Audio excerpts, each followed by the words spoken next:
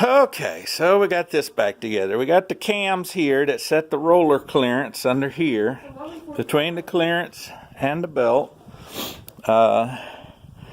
We got these, the door channels which move. And in the end of this roller, there is a single ball bearing on either end. We got Kira here helping us today. She's did a very good job. These cams we have to adjust slightly.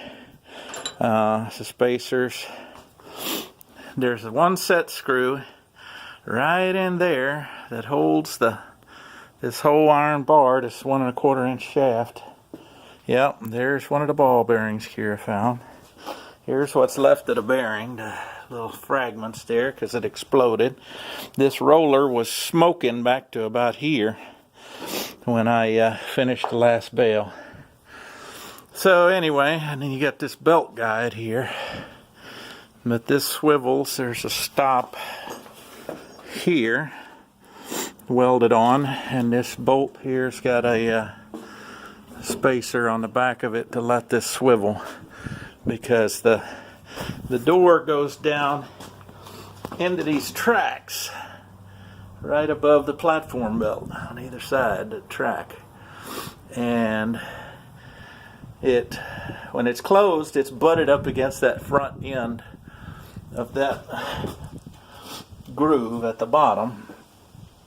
And you adjust these cams here, turn it down to give it more clearance, or turn it up to give it less clearance between this roller right here and the surface of the belt here and the surface of the platform belt down there, because they shouldn't rub, but in actuality they do a tiny bit. So anyway, we got this back together, and of course this one little ball bearing on either side right here, it's recessed up in the pipe about not quite half an inch, the roller.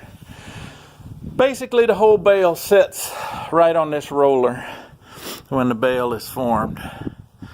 And you got the starter roller and stuff in there. Anyway, I gotta fix the knives and then reinstall the knives, and then I should be good to go. So, Kira, say goodbye. Bye. Alright, so she did a good job today, teaching her some of this stuff so that when I'm crooked, she can fix it. Alright, later.